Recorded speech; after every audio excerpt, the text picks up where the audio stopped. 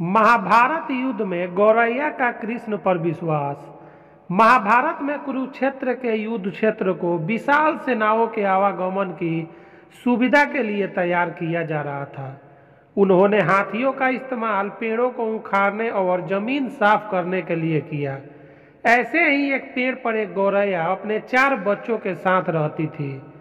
जब उस पेड़ को उखाड़ा जा रहा था तो उसका घोंसला जमीन पर गिर गया, लेकिन चमत्कारी रूप से उसकी संतानें अनहोनी से बच गई। लेकिन वो अभी बहुत छोटे होने के कारण उड़ने में असमर्थ थे। कमजोर और भयभीत गौरैया मदद के लिए इधर उधर देखती रही। तभी उसने कृष्ण को अर्जुन के साथ वहां आते देखा। वे युद्ध के मैदान की जांच करने और युद्ध की शुरुआत से पहले जीतने की रणनीति तैयार करने के लिए वहां गए थे। उसने कृष्ण के रथ तक पहुंचने के लिए अपने छोटे पंख फरफराए और किसी प्रकार श्री कृष्ण के पास पहुंची। हे कृष्ण, कृपया मेरे बच्चों को बचाए, क्योंकि लड़ाई शुरू होने पर कल उन्हें कुचल दिया जाएगा। सर्वव्यापी भगवान बोले, मैं तुम्हारी बात सुन रहा हूँ, लेकिन मैं प्रकृति के कानून में हस्तक्षेप नहीं कर सकता। गौरैया ने कहा, हे भगवान, मैं जानती हूँ कि आप मेरे उद्धार करता है। मैं अपने बच्चों के भाग्य को आपके हाथों में सौंपती हूँ।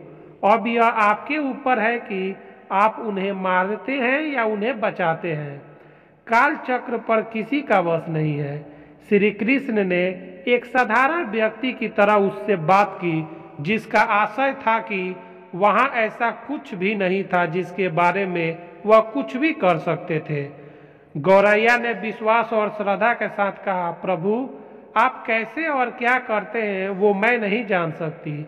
आप स्वयं काल के नियंता हैं, मुझे पता है। भगवान बोले, अपने घोंसले में 3 सप्ताह के लिए भोजन का संग्रह करो। गौरैया और श्री कृष्ण के संवाद से अनभिज्ञ अर्जुन गौरैया को दूर भगाने की कोशिश करते हैं। गौरैया ने अपने पंखों को कुछ मिनटों के लिए फुलाया और फिर अपने घोंसले में वापस चली गई। 2 दिन बाद शंख के उद्घोष से युद्ध शुरू होने की घोषणा की गई। कृष्ण ने अर्जुन से कहा कि अपने धनुष और बाण मुझे दो। अर्जुन चौंक गए, क्योंकि कृष्ण ने युद्ध में कोई भी हथियार नहीं उठाने की शपथ ली थी। चुपचाप अर्जुन ने धनुष लेकर कृष्ण ने एक हाथी को निशाना बनाया, लेकिन हाथी को मार के नीचे गिराने के बजाय तीर हाथी के गले की घंटी में जा टकराया और एक चिंगारी सी उड़ गई। अर्जुन ये देखकर अपनी हंसी नहीं रोक पाए कि कृष्ण एक आसान सा निशाना चूक गए। क्या मैं प्रयास करूं? उसने स्वयं को प्रस्तुत किया। उनकी प्रतिक्रिया को नजरअंदाज करते हुए कृष्ण ने उन्हें धनुष वापस दिया और कहा कि कोई और कार्रवाई आवश्यक नहीं है। लेकिन केशव, आपने हाथी को क्यों नहीं तीर मारा?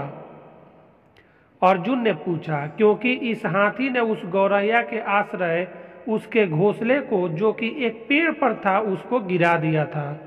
कौन सी गौरैया? अर्जुन ने पूछा।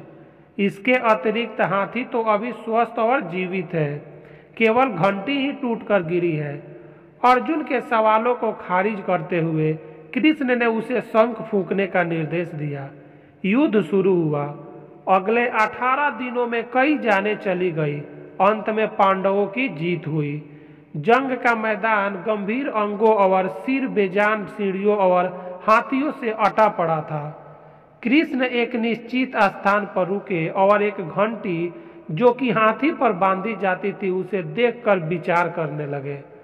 अर्जुन, उन्होंने कहा, क्या आप मेरे लिए यह घंटी उठाएंगे? इसे एक तरफ रख देंगे। निर्देश बिल्कुल सरल था, परंतु अर्जुन के समझ में नहीं आया। आखिरकार विशाल मैदान में, जहां बहुत सी अन्य चीजों को साफ करने की जरूरत थी, कृष्ण उसे धातु के एक टुकड़े को रास्ते से हटाने के लिए क्यों कहेंगे? उसने प्रश्नवाचक दृष्टि से उनकी ओर देखा। हाँ, यह घंटी, कृष्ण ने दोहराया। यह वही घंटी है जो हाथी की गर्दन पर पड़ी थी, जिस पर मैंने तीर मारा था। अर्जुन बिना किसी सवाल के भारी घंटी उठाने के लिए नीचे झुके। जैसे ही उन्होंने इसे उठाया उसकी हमेशा के लिए जैसे दुनिया बदल गई।